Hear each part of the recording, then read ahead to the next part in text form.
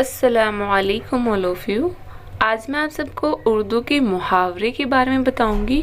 मुहावरे को इंग्लिश में एडियम्स कहते हैं। तो चलिए देखते हैं मुहावरे की डेफिनेशन।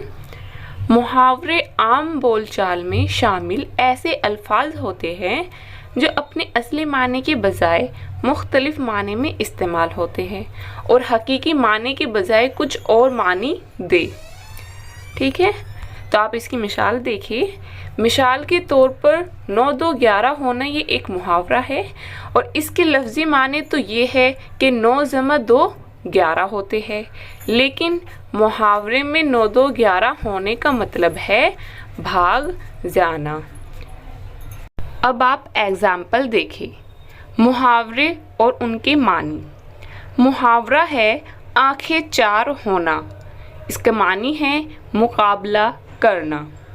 आपे से बाहर होना, गुस्से में पागल होना, आग में तेल डालना, झगड़े या गुस्से को बढ़ाना, आसमान से बातें करना, ऊंचा होना।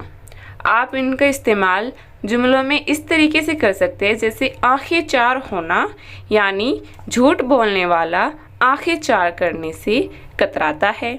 आपे से बाहर होना यानी कोई भी शख्स हो कभी कभी गुस्से में आपे से बाहर हो जाता है।